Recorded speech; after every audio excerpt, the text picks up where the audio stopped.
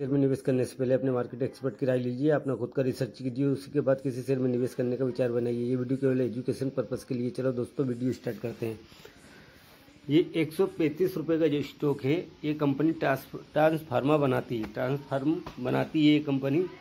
ये 60 रुपये से चलते चलते ये 163 रुपये का इसका हाई है। ये 163 रुपये पहुँच चुका है। कंपनी का बिजनेस मॉडल भी बढ़िया है और कंपनी के फंडामेंटल भी बढ़िया हैं। तो दोस्तों ये आने वाले समय में ये 1000 रुपये भी टच कर दे तो कोई बड़ी बात नहीं है, क्योंकि कंपनी ट्रांसफार्मर से संबंधित बिजनेस करती है ये कंपनी, जो कि अभी आपको डिस्काउंट पे मिल रहा है। 163 रुपये का इसका हाई है, 60 रुपये 60 पैसे से। तो अभी इस समय 135 रुपये 50 पैसे पर ये आपको स्टॉक मिल रहा है। आपको आने वाले समय में 1000 रुपये भी टच कर दे कोई बड़ी बात नहीं है। कंपनी का बिजनेस मॉडल ही ऐसा है। इलेक्ट्रिकल सामान भी, इलेक्ट्रिकल्स का ट्रांसफार्मर बनाती है कंपनी। और दोस्तों इसने एक वीक में 2.89% का अपने निवेशकों को पॉजिटिव रिटर्न दिया। एक महीने में इसने 2.13% का रिटर्न दिया और 3 महीने में इसने 65.71% का पॉजिटिव रिटर्न दिया अपने निवेशकों को। और एक साल में इसने 110.57% का पॉजिटिव रिटर्न दिया अपने निवेशकों को। 3 साल में इसने 1.928.44% का पॉजिटिव रिटर्न दिया अपने निवेशकों को। अब इसमें क्वांटिटी ट्रेड हुई है एक महीने में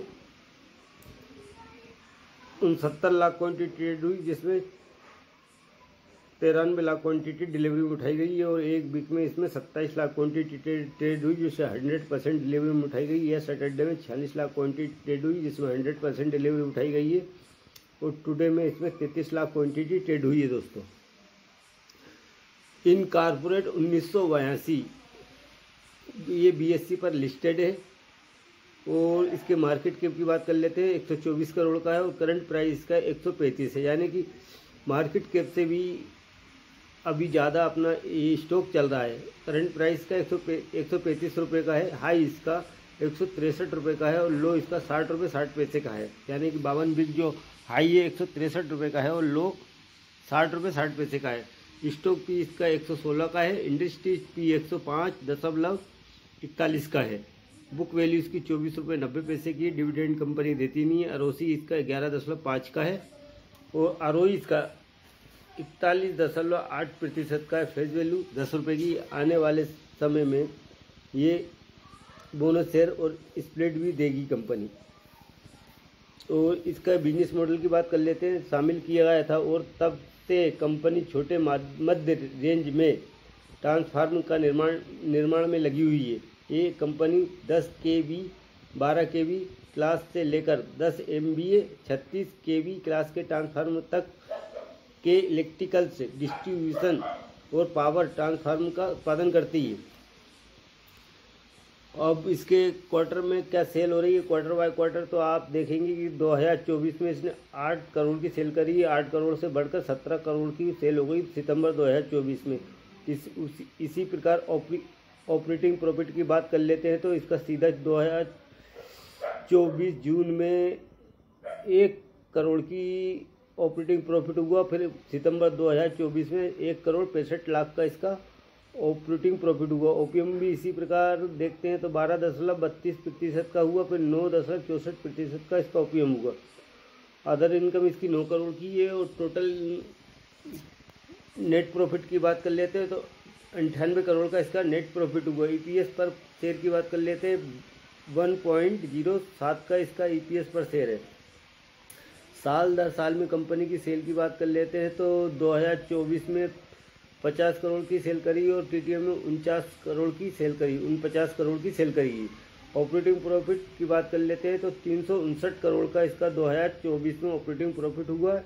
और फिर उससे बढ़कर टीटीएम में 370 करोड़ का इसका ऑपरेटिंग प्रॉफिट हुआ है। ओपीएम की बात कर ले 7.08 का है और 7.55 का इसका ओपीएम हुआ है। और नेट और अदर इनकम इसकी 44 करोड़ की, 44 लाख की है ये। और नेट प्रॉफिट की बात कर लेते हैं तो 107 करोड़ का इसका नेट प्रॉफिट हुआ है। इसने 7 करोड़ 63 लाख से बढ़कर 107 करोड़ का इसका नेट प्रॉफिट हुआ है। ईपीएस पर शेयर की बात कर लेते हैं, 1.17 का इसका ईपीएस है। डिविडेंड कंपनी देती नहीं है।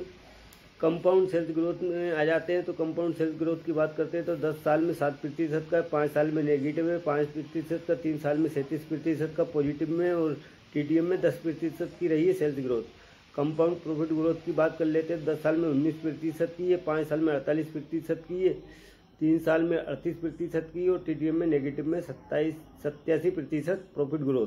स्टॉक प्राइस सीएजीआर की बात करते हैं तो 10 साल में 20% स्टॉक प्राइस सीएजीआर से रिटर्न दिया, 5 साल में 47% के सीएजीआर से रिटर्न दिया, 3 साल में 175% के सीएजीआर से रिटर्न दिया, और लास्ट ईयर में 114% के सीएजीआर से रिटर्न दिया। रिटर्न ऑन इक्विटी की बात करते हैं, 10 साल में नेगेटिव है 10%, 5 साल में 14% नेगेटिव में, 3 साल में 10% पॉजिटिव में, लास्ट ईयर में 42% रिटर्न ऑन इक्विटी रही है।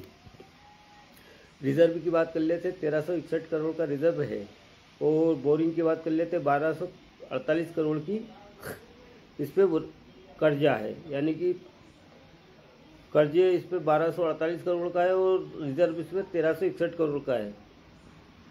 तो इस पर यानी कि जितनी बोरिंग है उतना ही रिजर्व कंपनी के पास है, यानी कि 100 करोड़ के समथिंग इसके पास रिजर्व बच जाएगा, यानी कि केस रिजर्व जो है 100 करोड़ के पास, अगर ये अपनी बोरिंग भी चुकाती है तो कंपनी के पास 100 करोड़ के समथिंग रिजर्व बच जाएगा।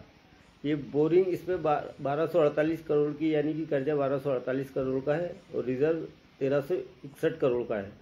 और टोटल एसेट की बात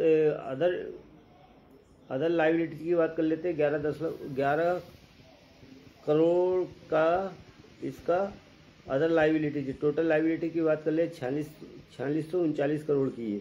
फिक्स एसेट की बात कर ले तो 2050 करोड़ का है, 2050 करोड़ का है फिक्स एसेट,